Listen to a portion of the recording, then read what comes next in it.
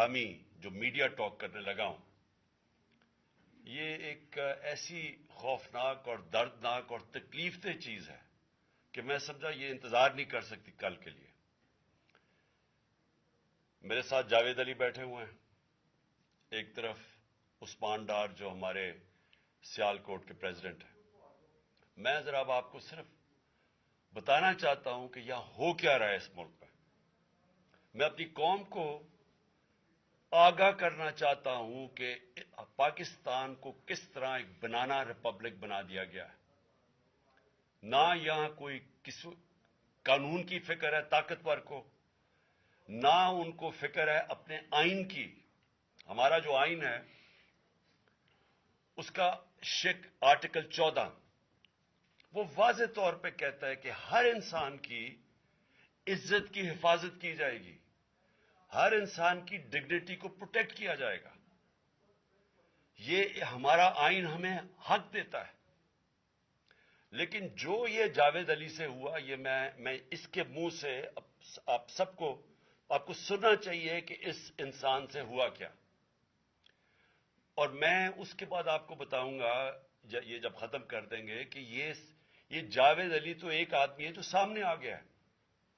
यहां इतने लोगों को इन्होंने, जब से हमारी गवर्नमेंट गई है, इस तरह के बयान दिलवाने की कोशिश की कि या हमारे एमपीज एमएनएज जो तकड़े वजीर हैं उनके खिलाफ दो, या उनके ऊपर वीडियो फिल्म बना दो, या ब्लैकमेल करने के लिए उनकी कोई ऑडियो टेप्स कर दो, या उनके ऊपर कोई करप्शन के केसेस बना दो ब्लैकमेल करने के लिए। सिर्फ एक इनका मकसद है कि किसी तरह तहरीक इंसाफ और इमरान खान को कमजोर करके इन चोरों को फिर से इलेक्शन जिता दिया जाए। अब मैं जावेद अली की इंट्रोडक्शन करवा दूं।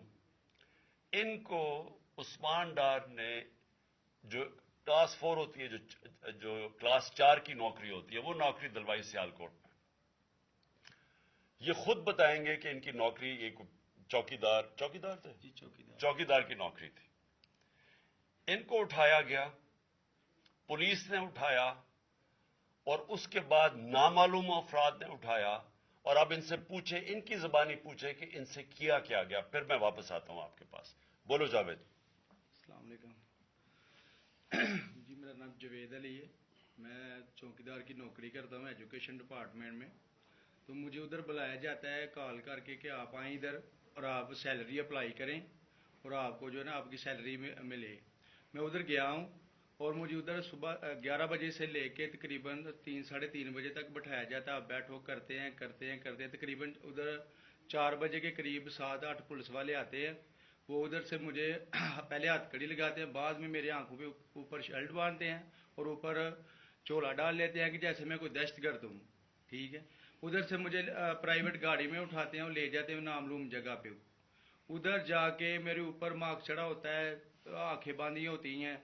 तकरीबन 7-8 बंदे होते हैं वो जो मुझे जाते फर्श पे लटा देते हैं और मारना शुरू कर देते हैं कि तुमने, उस्मान डार ने तुमसे कितने पैसे लिए नौकरी दिलवाने के लिए।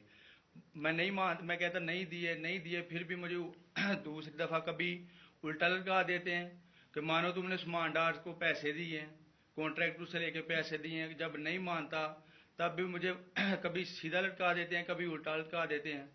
और बाद में जब मेरे मसलन के कभी ईंट ले उधर से ईंट उठाते हैं, उसे धागे से मेरे नाजुक हिस्सों में बांध देते हैं कि मानो तुम कॉन्ट्रैक्ट से पैसे लेके उस्मान डार को देते हो।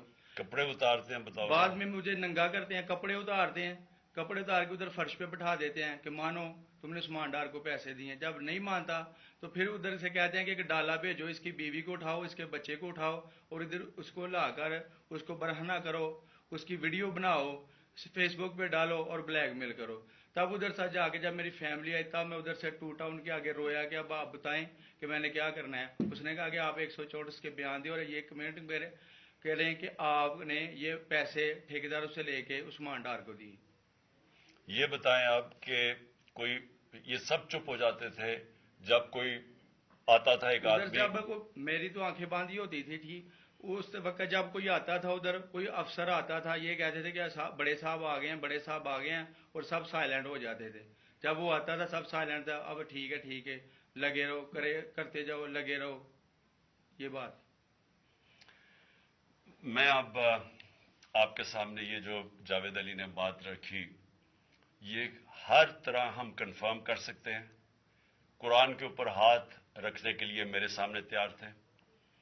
یہ عثمان ڈار کو پھنسانے کے لیے، اس کو کرپشن کیسز میں لانے کے لیے، یہ ساری چیز، یہ جو اس سے 164 کا بیان دلوایا گیا، اور پھر بیوی بچوں کو ساتھ والے کمرے میں لا کے ان کو کہا کہ اس کو ننگا کریں گے. یہ سیدھی بات بتائے، بیوی کو کہا کہ اس کو ننگا کر کے اس کی تصویریں بنائیں گے اور پھر فیس بک پہ چلائیں گے.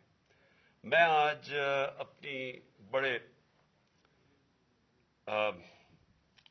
رسپیکٹ سے، میں اپنی عدلیہ سے، میں اپنی چیف جسٹس صاحب سے کہنا چاہتا ہوں کہ دیکھیں، میں اب سے نہیں، جب سے ہماری حکومت گئی ہے، میں تب سے کہتا رہا ہوں کہ ہمارے بنیادی حقوق کی حفاظت کون کرے گا.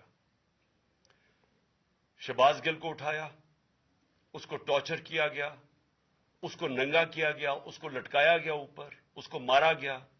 اس سے بیان دلوا رہے تھے کہ عمران خان کے خلاف سٹیٹمنٹ دو، جو اس کو کہہ رہے تھے عثمان ڈار کے خلاف سٹیٹمنٹ دو. اس کو میں تب بھی، میں نے صرف ایک میرے منہ سے نکل گئی اور غصے میں نکل گئی کہ ہم جس جج نے ان کو ریمانڈ دلوایا تھا واپس، شہباز گل کو واپس جیل میں، جب وہ ٹارچر ہوا تھا، تو میں نے کہا قانونی کارروائی کریں گے. میرے اوپر کنٹیمپٹ نوٹس کیا گیا، لیکن کوئی کسی نے ایک کسٹوڈیل ٹارچر ساری دنیا کے اندر منع ہے. کسٹوڈیل ٹارچر کے اوپر کچھ نہیں ہوا. پھر اعظم سواتی کو اٹھایا گیا اور ساری قوم کے سامنے جو اعظم سواتی نے اپنے زبان سے بتایا کہ اسے کیا گیا، ایک ٹویٹ کے اوپر، اس کا صرف ایک ٹویٹ کر دی تھی اس نے کہ NRO2 باجوہ نے دیا، جو سب قوم جانتی ہے. اس کے اوپر جو اس سے کیا گیا، پھر ویڈیو بھیجی گئی اس کی بیوی اور اس کی بیٹی کو. ایسی چیزیں اس ملک کی تاریخ میں کبھی نہیں ہوئی، یا میں تو نہیں کبھی سنی تھی ایسی چیزیں. شاید دہشت گردوں سے ہوتی ہوں، شاید کوئی باہر کے جاسوسوں سے ہوتی ہو، غداروں سے، لیکن اپنے شہریوں کو اس طرح کرنا اس ملک کی تاریخ میں کبھی نہیں ہوا. میں نے، جب مجھے گولیاں لگی، میں نے تب چیف جسٹس صاحب کو پہلے مخاطب ہوا. میں نے کہا دیکھیں، جنہوں نے مجھے یہ قتل کرنے کی کوشش کیا وہ سارے اقتدار میں بیٹھے ہوئے ہیں. اس میں یہ جو ایک آدمی ڈرٹی ہیری جب سے جنرل باجوہ لے کے آیا یہاں، تب سے یہ تشدد شروع ہوا ہے. شہباز گل کا، اعظم سواتی کا، مجھے گولیاں لگی. یہ جو داستان آپ سن رہے ہیں، سوشل میڈیا کے بچوں سے پوچھیں، جب سے یہ آدمی آئے ان سے اٹھ کے کیا ہوا. ان کو بند کمروں میں کپڑے اتارے گئے، ذلیل کیا گیا. ایک ماں باپ نے مجھے کال کی، انہوں نے کہا ابھی تک ان کا بیٹا نارمل نہیں ہوا. اس سے اوپر اتنا تشدد کیا کہ وہ ابھی تک نارمل نہیں ہوا. اور میں ان کو کہا، جس طرح اس کو جاوید کو کہا میں نے سامنے آؤ، سب ڈرتے ہیں، نامعلوم افراد سے سب ڈرتے ہیں، اور کوئی کسی قسم کی پروٹیکشن کسی کو نہیں ہے، کیونکہ یہ قانون کے اوپر ہے، یہ جو مرضی کر لے، کوئی ان کو بچانے والا نہیں ہے. کوئی جاوید جیسے انسانوں کو جب یہ کرتے ہیں، اس کو پھر دھمکیاں دی گئی کہ تم نے یہ بتانا کسی کو نہیں ہے، تو ہم یہ کر دیں گے، ہم تمہیں یہ مروا دیں گے. تو یہ اس ملک کی، ہمارے پاس تو ایک ہی راستہ ہے، اور مجھے پتا ہے کہ عدلیہ کے اوپر پورا اٹیک ہے، یہ مافیا کا. یہ پولیٹیشین نہیں ہے، یہ مافیا ہے جو ٹیپیں بناتا ہے ججز کی، جو ہر قسم کی بلیک میل کرتا ہے. انٹیریئر منسٹر ٹیپ چلا رہا ہے کسی کی، یہ بالکل غیر قانونی چیز ہے. وہ جج کی ٹیپ چلا رہا ہے، وہ اس کی مریم وہ ٹیپ چلا رہی ہے کسی ارشد ملک جج کی، کبھی ثاقب نثار کی ٹیپ چل رہی ہے. یہ کسی مہذب معاشرے میں یہ چیزیں نہیں ہوتی. یہ کنٹرول کے لیے، عدلیہ کو کنٹرول کے لیے صرف یہ سارے حربے استعمال کیے جا رہے ہیں. میں آج اس پلیٹ فارم سے اپنے چیف جسٹس اور اپنی ہائر جوڈیشری کو، امید تو صرف آپ سے رہ گئی ہے. اس وقت جو جس طرح کا ظلم کیا جا رہا ہے، یہ نامعلوم افراد جو کر رہے ہیں اس ملک کے ساتھ، اور خاص طور پہ جو ڈرٹی ہیریا ہے، میری ساری انہوں نے، یہ کیسے ہو سکتا ہے کہ میری جو ساری جے آئی ٹی کی رپورٹ تھی جو انہوں نے فورینسک ایویڈنس جمع کی ہوئی تھی وہ ساری ختم کر دی ہے. ان 4 آفیسرز کو پھر اوپر بٹھا دیا ہے جن کے اوپر پروسیکیوٹر جنرل نے کہا تھا کہ انہوں نے میری جے آئی ٹی کی ایویڈنس سیبوٹاج کرنے کی کوشش کی. اس نے ٹیررزم کورٹ کو بتایا ہے, ان کو واپس لا کے اوپر بٹھا دیا ہے. یعنی اس سے انصاف ملے گا. ساری ایویڈنس ختم کر دی ہے تو ہمیں کدھر جائیں گے ہم؟ میری ریکویسٹ ہے چیف جسٹس صاحب, یہ جاوید علی کی اس کے اوپر سوٹ موٹو ایکشن لیں, پتہ چلائیں کہ یہ کون لوگ ہیں. اور اوپر سے اس نے نامعلوم افراد نے اس نے سنا کہتے ہوئے کہ پولیس کے اوپر سارا الزام لگانا, پولیس کو پنچنگ بیگ بنانا اور کچھ نہ کہنا, نہیں تو ہم تمہیں یہ کر دیں گے, مار دیں گے. دیکھیں جی وقت آ گیا ہے. میں اپنی جوڈیشری سے یہ کہنا چاہتا ہوں کہ یہ جو بھی آپ کا سب سے بڑی جوڈیشری کی سب سے بڑی ذمہ داری ہمارے بنیادی حقوق کی حفاظت کرنا ہے. یہاں جس طرح یہ رجیم چینج کے بعد جس طرح بنیادی حقوق ختم کیے گئے ہیں, لوگوں کو لاوارث چھوڑ دیا ہے, سمجھ نہیں ہے لوگ جائیں کدھر انصاف کے لیے. ہم نے ایک پرامن احتجاج جیل بھرو تحریک شروع کی. جو لوگوں کو اٹھا کے لے کے جا رہے ہیں ان کو کپڑے نہیں دے رہے ہیں, ان کو دور دور لے گئے ہیں, کسی کو اٹک ڈرانے دھمکانے سے خوف پھیلا رہے ہیں. ایک طرف ایک پرامن احتجاج تھا کہ ملک میں نقصان نہ پہنچے. اب ہماری قوم آگے مشکل میں ہے, مہنگائی میں ڈوب گئی. کبھی پاکستان کی تاریخ میں 41% مہنگائی انفلیشن نہیں ہوئی. چھوڑ کے گئے تھے 12% تھی, آج 41% ہے.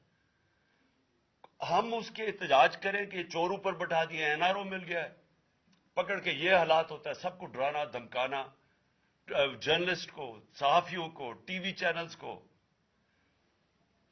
تو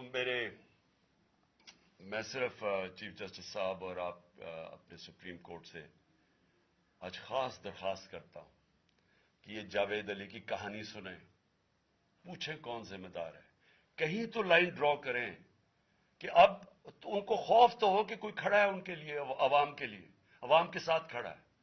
کوئی تو ایکشن لیں تاکہ عوام کو کوئی حوصلہ ہو کہ ہماری عدلیہ ہمیں بچائے گی. کون بچائے گا جاوید؟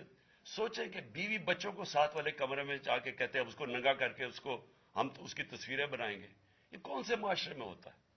یہ کوئی غدار ہے, کوئی ایک چوکی دار کی کلاس 4 کی نوکری کر رہا ہے, اس سے اٹھا کے یہ کیا کہ جی اس کے خلاف ایویڈنس تھے کہ وہ دیکھیے جی کتنا آپ نے اس کے لیے کتنی پتہ نہیں کدھر سے اس نے کلاس 4 کے چوکی دار نے پتہ نہیں کیسے پیسے بنا کے دینے تھے اس کو, لیکن کوئی ایویڈنس مل جائے تاکہ کسی طرح تحریک انصاف کا جو سیالکوٹ کا ہمارا ڈسٹرکٹ کا پریزیڈنٹ ہے اس کو کسی طرح گندا کیا جائے اور اس کو کسی طرح نااہل کیا جائے, کسی طرح اینٹی کرپشن میں آ جائے.